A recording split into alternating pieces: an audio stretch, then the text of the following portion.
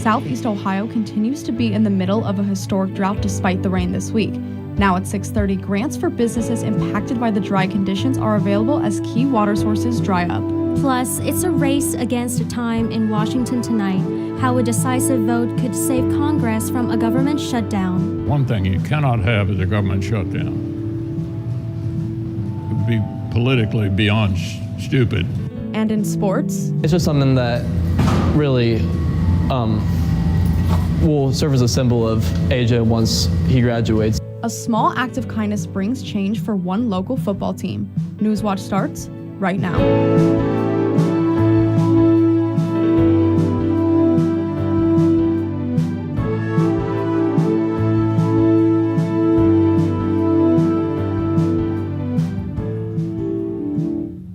We are looking live at the Hocking River in Athens, reaching historic lows as Southeast Ohio continues to face its most severe drought in decades. Thanks for joining us. I'm Ashley Fry. And I'm Rosie Wong. There's been a good amount of rain across the region so far this week, but it isn't enough to get us out of the drought. Here with more is forecaster Emily Case. Emily, can we expect some more rain this week? Yes, the good news is we definitely can expect some more rain this week. As most people know, we do have the Hurricane Helene, and that's going to be bringing us some rain into Thursday night and Friday. Currently right now though, we're sitting at around 72 degrees with overcast skies, humidity level at 78% due to that low pressure system. Temperatures though over the past 24 hours, we were not as cold this morning as we have been in previous days just because of that increase in cloud cover. It's keeping and trapping in some of that heat that we've accumulated during the day. So we're going to be cooling down a little bit tonight, but nothing too major. Most of these clouds that we are seeing is due to this low pressure system. We had a warm front come through our area that gave us some of those warmer temperatures that we're feeling right now. And we're currently in the warm sector of this low, but as it makes its way off the coast, we're gonna be seeing this cold front come through. It's only gonna be cooling down things by a couple degrees. Today, right now, Athens is in a marginal risk for severe storms, and this is just due to most of this low pressure over here, but it will be making its way towards the east. Right now, though, we can be seeing some rain. Back to the desk. There are options to help small businesses impacted by the drought. Small businesses in several Southeast Ohio counties are eligible for low-interest loans from the U.S. Small Business Administration. The 30-year loans have a maximum interest rate of 4% and maximum amount of $2 million. The program also covers small agricultural cooperatives and small businesses engaged in aquaculture. The two candidates running for Athens County Commissioners say they have the same goal of improving Athens County, but have different visions of how to achieve that. Newswatch reporter Ariel Tebert joins us live in studio with more on how both candidates cooperate and Thanks, Ashley. Current Democratic County Commissioner Charlie Adkins and his opponent, Independent John Rose, took questions from a packed audience at the Athens Community Center last night during a forum organized by the Athens County League of Women Voters. When it came to improving the housing crisis in the county, Adkins says commissioners are doing their best to make housing affordable. Got a 191 unit facility for low income, moderate income folks out on 682 within the city of Athens. So, you know, I will continue working with the groups that come in to make sure the housing is actually affordable. Rose, meanwhile, says he believes stimulating the economy can boost housing. We need to introduce higher paying jobs, more lucrative ways of working here in the county, while also being able to, live and work and afford to enjoy this beautiful place that we all get to call home. Both were also asked how they would address mental health issues in the county. Rose says the Athens Mental Health Crisis Team helped residents before it ended earlier this year. So the commissioner said, we don't need that money. We don't think that this is necessary. We're going to end the program early.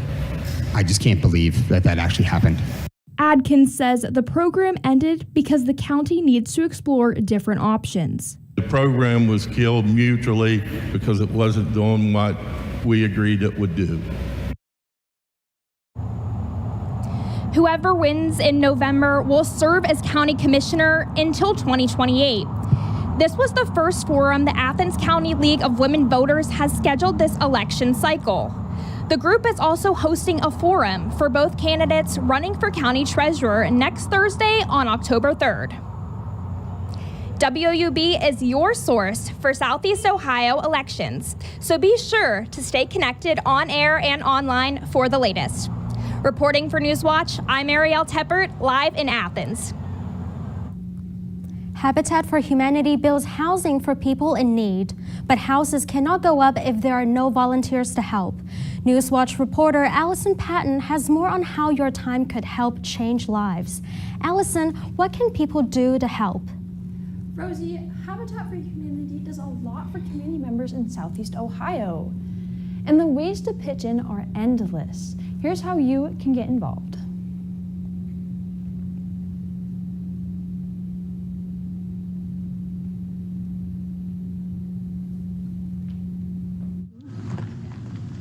Jessica Brown has lived in her mother's house with their 3 kids for about 2 years. But that's about to change. Hopefully, if things go smoothly, it'll be 4 more weeks. We've got some projects with flooring going on and more paintings. The Brown family is getting a house of their own, all thanks to Habitat for Humanity of Southeast Ohio. This is a place where their children can grow up and be able to feel proud of their home. The organization needs more volunteers to help families like the Browns. In some counties, we can't take any more applications because we are into 2027 with this. Community Engagement Director Don Worley-Sims says the shortage comes from a misconception. 9 times out of 10, they would be like, oh, didn't know that you guys need volunteers. And it's a constant need. It usually takes about 4 months to build a house. This one is expected to take 5. Brown says the wait is worth it. The first time they've actually had an actual home instead of, living at grandma's or living in a trailer. Volunteers like Megan Riddlebarger prime the walls of the house. Riddlebarger says she hopes the Browns feel uplifted by the community when they're done. I hope that when the homeowner and her family are in here, they feel how many people contributed their care and attention to make this a home. You can also volunteer, whether you're an experienced contractor or if you've never picked up a hammer, and help change lives. Shifts are Wednesday through Saturday, 9 a.m. to 4 p.m. The Brown family is hoping to settle into their home in October. For more information or to get involved, you can visit the website on your screen. The Athens City and Logan Hocking local school districts receive grants to help educate students interested in technical careers. Athens City School is receiving nearly $250,000 to improve their software development program. Logan Hocking Local School is getting over $1 million to make improvements to its agriculture and engineering programs. The governor's office says these grants will help students grow in engineering, manufacturing, and construction. Governor Mike DeWine travels to Southeast Ohio to promote the state's new reading program. Governor DeWine toured Portsmouth Elementary in Scioto County today, where kindergarten students are learning word sounds with the goal of making them better readers. This new course structure is called The Science of Reading and involves teaching phonics to younger students. It's part of a $171 million state program to improve kids' reading skills statewide. It's costing a pretty significant chunk of money, but when you think about the long-term impact of kids being able to read and throughout their whole life, it's a huge multiplier, and we're certainly going to get a lot more than our money's worth. The program has also paid for new reading materials, professional development, and reading coaches in schools. The school year's in full swing, and so is student anxiety. Mandy Gaither has the warning signs of academic anxiety and how to help a child through it. From homework to tests and other activities, sometimes school can feel a little heavy. It's normal to experience all kinds of emotions. And when it comes to school and it comes to kids, they're no different. Licensed therapist Jody Baumstein with Children's Healthcare of Atlanta's Strong for Life program says young people don't always have the language to tell us what they're feeling. That's why we have to look at their behavior as a sign and a form of communication and be curious about what it is that they're trying to communicate. Baumstein says warning signs can include stomach aches and headaches with no medical cause, avoiding school, procrastinating in the morning to intentionally delay going to class or miss the bus. Others may display a no care attitude about school or be the class clown, acting like schoolwork doesn't matter. They might be worried about failing and would rather not even start or not even try and act like they don't care. Baumstein says to get to the root of what's going on by asking open-ended questions without leading the child, then listen and validate what's said instead of dismissing it. She says focusing on the effort, not the outcome, can also help ease pressure. So instead of, oh, I'm so proud of all the A's you've gotten this year, I'm proud of how hard you're working. Finally, help children find a balance. Don't allow school to be their entire identity. There's lots of time to be creative and unwind and relax and have fun. For Health Minute, I'm Mandy Gaither. A former Hocking County commissioner paid thousands of dollars in restitution after pleading guilty to make fraudulent credit card purchases. Jessica Dickin used a credit card from the Hocking County Agricultural Society to make more than $19,000 in fraudulent credit card purchases. These include purchases to help her finance a 2022 campaign for county commissioner. Dickin paid over $25,000 in restitution and must complete 500 hours of community service. Former President Donald Trump has his running mate, Ohio U.S. Senator J.D. Vance, face criminal charges for statements they've made about immigrants in Springfield. The Haitian Bridge Alliance, a nonprofit representing Haitian immigrants in the city, filed the charges against the Republicans.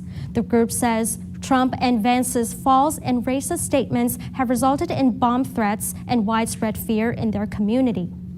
A Clark County judge will determine if a warrant for arrest will be issued for the two men.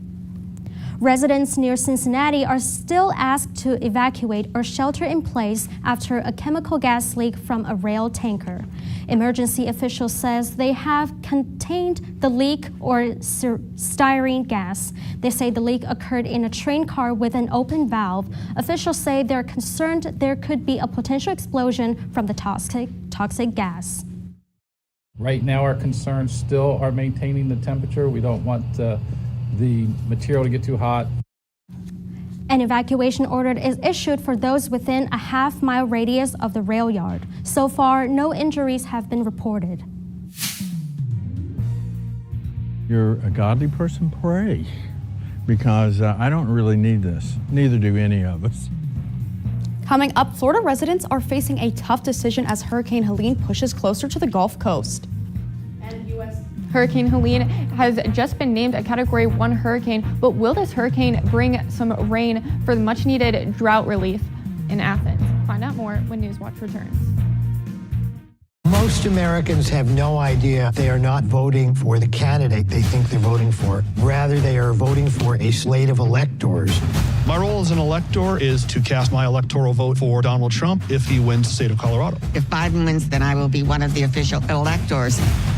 I don't think I'm someone that you would think of when you think of an elector. I'm hoping this changes my destiny. Maybe I'll meet a Kardashian or a West. Tuesday at 9 on WOUB. On American Experience, an actor who loved to play the hero. I am not frightened by what lies ahead, and I don't believe the American people are frightened by what lies ahead. A president who wanted to rescue America. Mr. Gorbachev, tear down this wall. Reagan on American Experience. Thursday at 9 on WOUB. Understanding the past gives a sense of the future. This is the first time that anyone has seen this in 2,000 years.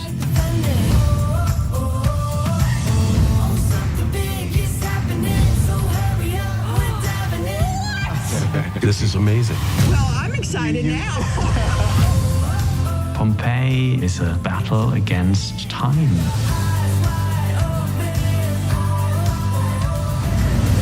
You think I'm joking, but look at this. It did really happen. Don't let anybody tell you who you are. History teaches us to honor the past. When you look back, you're like, wow, that was pretty special. This is something that's actually altering the course of history. You're charged with keeping these stories alive.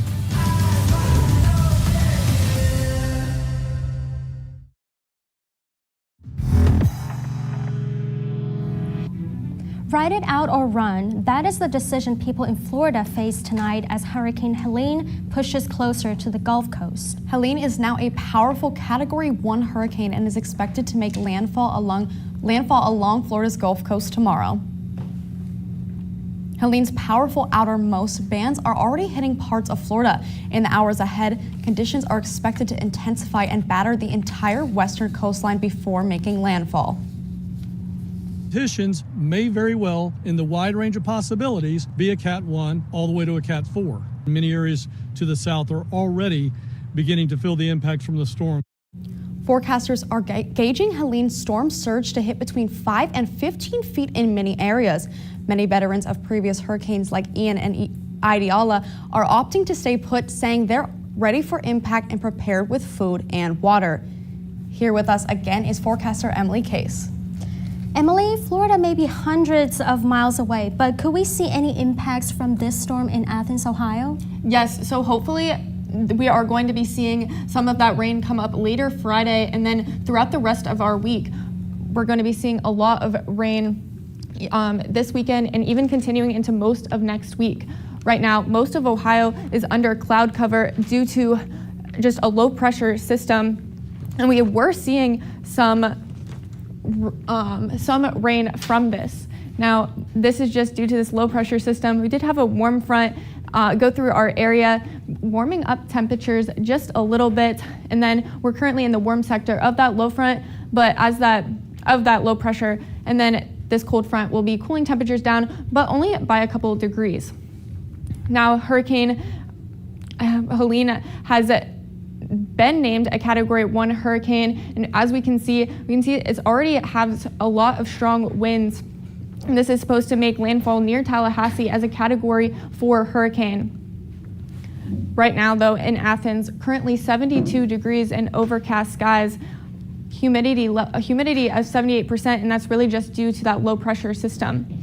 Today, though, Athens is in a marginal increase for severe storms, and that's due to this low pressure system that is impacting most of West Virginia. So we aren't going to be seeing a ton of impacts from this, but just something to keep on your radar.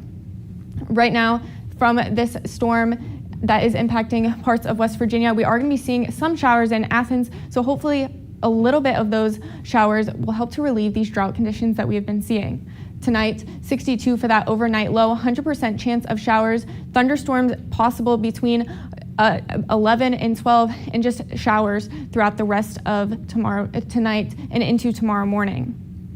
Tomorrow, 20% chance of showers, most of those showers being in the morning, that high of 77 and that low of 64.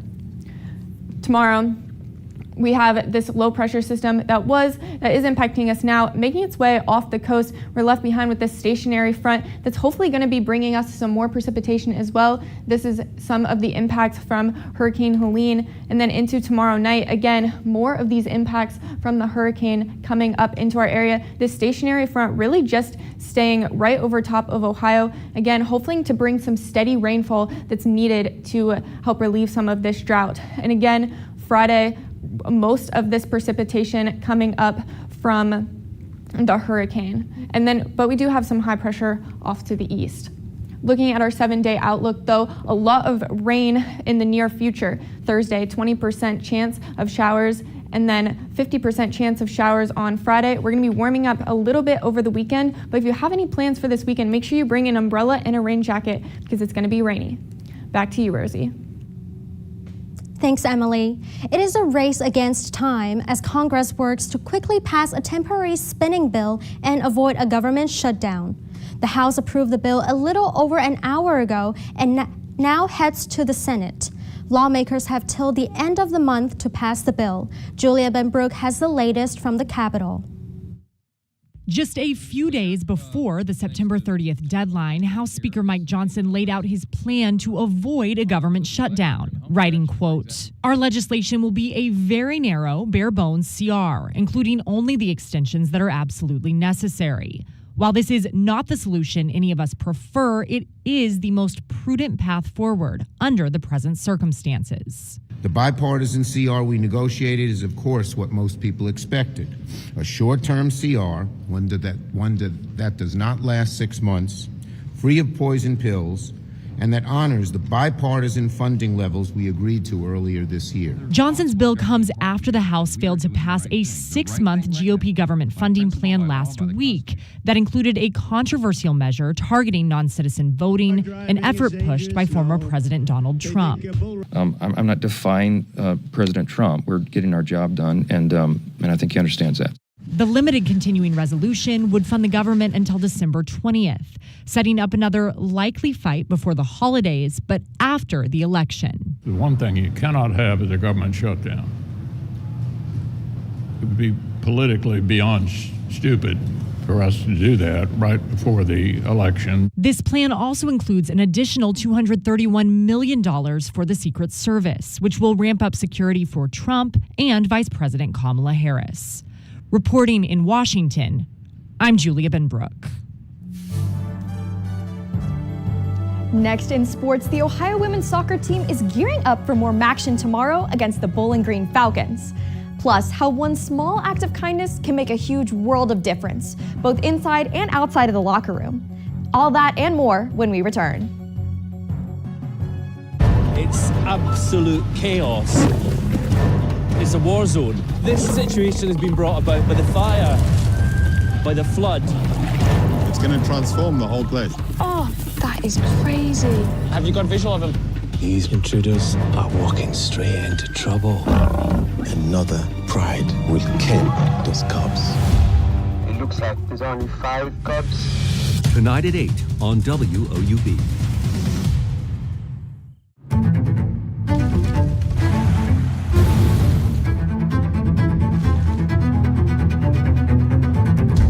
Our world is transforming before our very eyes, and we need to be ready.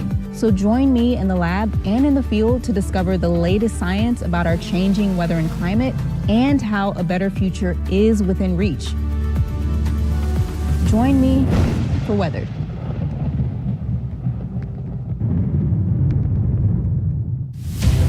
Coral reefs. They are one of the most endangered habitats on Earth when it comes to climate change. But help is on the way. I'm Dr. M. Sanjay. Join us as we find ways to preserve our changing planet. We have the building blocks to rebuild that reef. To see science in action, absolutely amazing.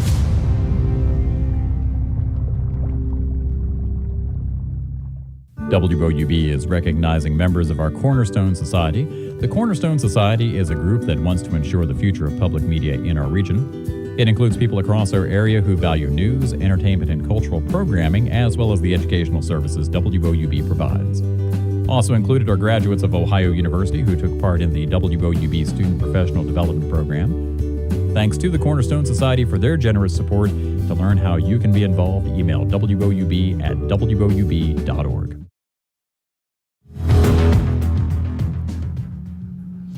Welcome back to Newswatch. I'm Megan Kaczynski. In the heart of Bishop Rosecrance's locker room lies a very unassuming object, which most people would easily overlook. However, for senior AJ Wells, this small gift was more than just a locker room addition. Chris Semba has been coaching Connor Wells since he was in elementary school. It's football time. And when the coach got the news Connor's brother AJ wanted to join the team this season, he knew he had to make it special. AJ has autism, and he's always been passionate about sports and ceiling fans. When AJ said he wanted to be on the team, I called AJ's mom and let him go to Home Depot and pick out his favorite ceiling fan. And when he did, the team all donated money towards that. And we surprised him one day and he came in, the ceiling fan was up. AJ's brother Connor believes this addition to the locker room will leave a lasting legacy. It's just something that really will serve as a symbol of AJ once he graduates, and it will always be here to remember how much of an impact he had on this program as a whole. Coach Zemba echoes that belief. One thing that's important in football is not only what you do on the field, but how your locker room is. And if guys get along, and like I say, AJ is that guy that keeps us together. So it just made our locker room stronger, and when the locker room's stronger, the team's stronger. AJ and Connor's mother, Julie Wells, knows this gift is more than just a ceiling fan. Everybody just knows AJ and they love him and they want him to be a part of them. And I think that's what's so special about our school and our kids. For Connor, it means everything to see his brother so excited. That's the whole reason why I love him being here, and the reason why I want to get him involved in so much stuff is just seeing him happy is what makes me happy. And in life, AJ has proved to everyone it's always possible to find the light in the darkness. Personally, I think AJ has taught me to see the best in people. He has this way of showing unconditional love and acceptance towards other people. He has a lot of patience towards other people, and he doesn't care, what you look like or how much money you have, or, if you're in the honors classes at school. He just loves you anyway. Sometimes all it takes is one small act of kindness to create a whole world of difference. And who doesn't love some action? The Ohio women's soccer team is gearing up for their match away at Bowling Green tomorrow. The Bobcats are coming into this game with 5 wins, 1 loss, and 3 ties overall, and they have 3 ties total in conference play. However, the Falcons enter this matchup with 5 wins, 2 losses, and 1 tie, and they have 2 wins overall in conference play. And that's all for sports. We'll be right back. You can't have the United States without the histories of all of the Latino communities. Connection to culture is so important. I move and feel in my traditions and my stories. We do what we love with respect and loyalty. We have changed U.S. history. Sí, se puede. It all starts here. The Olmec, the Taino, the Maya, the Inca, the Aztec. These were the OG civilizations of Latin America. It's important to not underestimate the people that came before us and what they knew. The sophistication in the arts and architecture of these massive cities that were bigger than European cities. We still have a language and a culture and a bond. We come from great empires, and that's who we are. Friday at 9 on WOUB.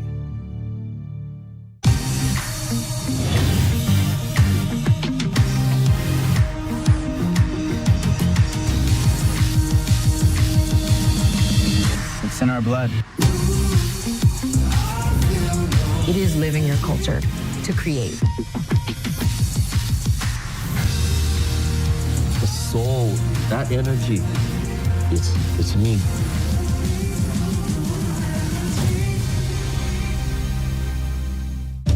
No cameras, no witnesses. That was convenient. I'd love you to tell me. 4 simple questions. Who? What, why, and where? You're loving this, aren't you? Yes. The stakes have been raised. Any other theories? Definitely. I might give it a think. That's gothic. Sunday on WOUB.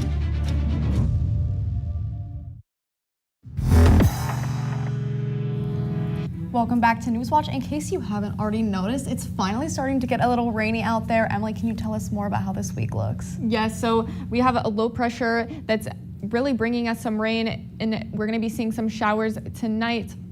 And then obviously later on Friday, we're going to be seeing some remnants of rain from Hurricane Helene. And then into this weekend, we're going to be seeing some rain. So if you have any plans for homecoming or anything, just make sure you bring that umbrella and be prepared to get a little bit rained on, which is good because hopefully some of this rain will relieve some of the drought conditions.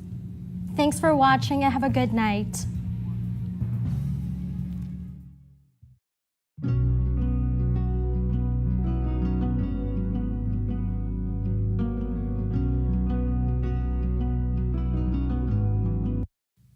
Support for PBS NewsHour is